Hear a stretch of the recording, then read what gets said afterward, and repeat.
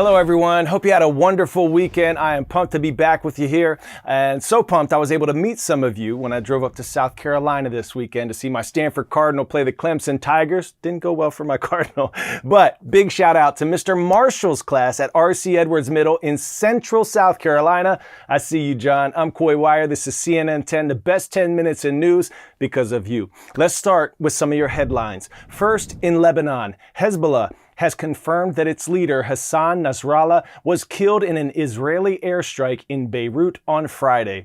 His death is a major escalation in the long-running conflict between Israel and Hezbollah, and it's adding to growing concerns of a wider regional war. Nasrallah was one of the founders of Hezbollah in the 1970s. He oversaw its transformation over the years into one of the most powerful paramilitary forces in the Middle East. The Israeli airstrikes that killed Nasrallah targeted densely populated areas and destroyed residential buildings. Strikes continued over the weekend on more sites that Israel says are Hezbollah targets in Lebanon.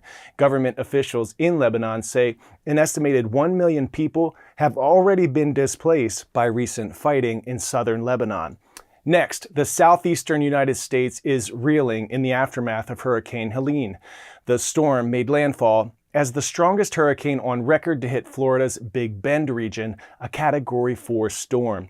It weakened once on land to a tropical storm and then a post-tropical cyclone, but it continued to level communities, knock out power, and cause dangerous floodwaters that stranded many across several states. Now, massive search and rescue operations took place in North Carolina, where more than 60 people were unaccounted for in just one county. The storm has killed dozens of people overall.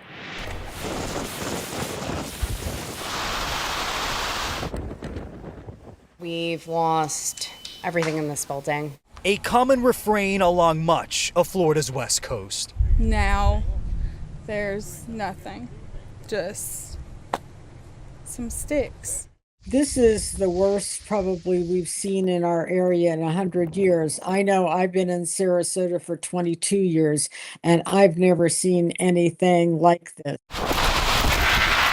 Heavy rain bringing historic flooding, forcing water rescues. Holy cow, that storm surge. The whole lower level of my home was filled with water. I ended up hopping on to one of my little kayaks to float around in my living room. This has been just a heck of a storm surge. It's wiped out all my neighbors. I see just the destruction going all down the road. Boats thrown about, power lines down, homes and businesses destroyed. Some of it's outside, some of it's in here. This is by far the worst I've ever had. And even amidst the flooding, massive fires, rescuers pass a burning home. Anybody in your house? Using their resources instead to search for survivors. Boy, it's devastating. I've never seen something like this. I've known people that lived here 20 years that said they've never seen anything like it. After slashing Florida, Helene pushed north, battering Georgia and the Carolinas, also leaving life-threatening flooding. In Atlanta, communities left underwater as Helene held its strength as a hurricane until halfway through the state of Georgia. This is the worst I've ever seen. I've seen the creek high, like right up to the bottom of the bridge, but nothing like this. But it wasn't finished yet. Helene's massive size spread the rain and misery into North Carolina, where a relentless deluge caused historic flooding in Asheville just one day after a 1 in 1,000 year rainfall saturated the region. This is one of the worst storms in modern history for parts of western North Carolina. And Helene continues to move, now into Tennessee, bringing rising water and dangerous flooding. In Irwin, Tennessee, more than 50 people were stranded on the roof of a hospital surrounded by raging floods. Helicopters were sent to save them. They're currently taking patients and staff off of the roof of the hospital and then transporting them back into the city of Irwin. This is a serious situation. I would dare to say this is a life and death situation. Back here in Pinellas County, the National Guard has been deployed. They're the ones that are going to be organizing the safety and recovery effort moving forward. And one of the things they have to figure out is how they're going to remove the nearly half a dozen sailboats that crashed into several structures, including the one right here behind me.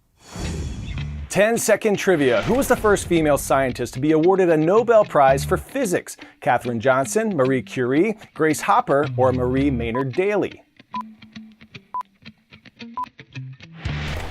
Your answer here is Marie Curie. The Polish and French scientist was the first woman to receive the Nobel Prize in 1903 and played a major role in the discovery of radioactivity. Now, our next story is about a young woman who, when studying at MIT, noticed there weren't a lot of women of color in her mechanical engineering classes. Then she realized the same was the case for the number of people working careers in STEM, science, technology, engineering, and math. So she decided to do something about it, combining her passions for STEM and dance to intrigue and inspire the next generation and help them literally light up the stage. Yamile Toussaint is one of our CNN heroes. When I was at MIT studying mechanical engineering, I found that in most of my classes, I was the only or one of a few Black women. Less than 5% of the STEM workforce consists of women of color. One of the reasons is that from a young age, many girls start to believe that they can't do well in math. This is strip 1 and that is strip 2. Exactly. We have to change how girls see themselves and their potential in fields like math. 1, 2, 3, 4. And I just started to wonder about a world where the benefits that you get from dance can lead to the outcomes that we're looking for in STEM. When my mom first told me about their program, I didn't even hear the STEM. I just went straight to dance. I was like, okay, dance, okay, I'm in.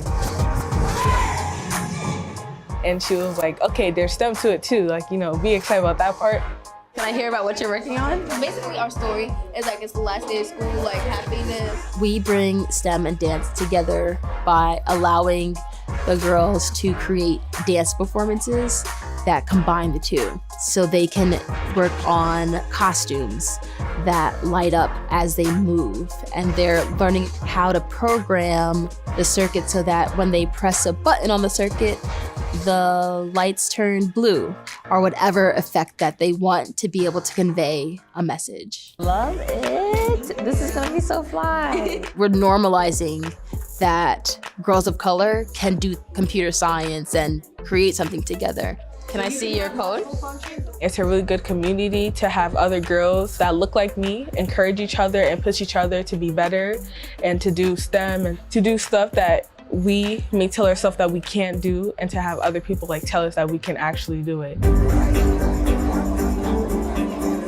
They have the opportunity to show off all that they learned in STEM and dance through performing and have the affirmation of hundreds of people just cheering them on.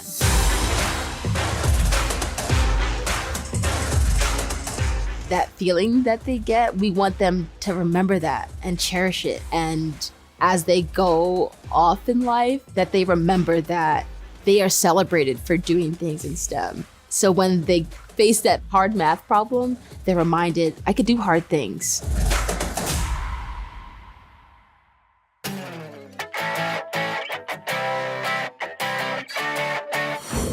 Today's story getting a 10 out of 10. There is nothing like a cat nap, especially when it's literally a cat napping and that cat's actually a rescued mountain lion cub named Briar. Feline fine, all cozy and dozing off on a stuffy. You've got to be kidding me. The Oakland Zoo shared this post saying the perfect plushie just hits different.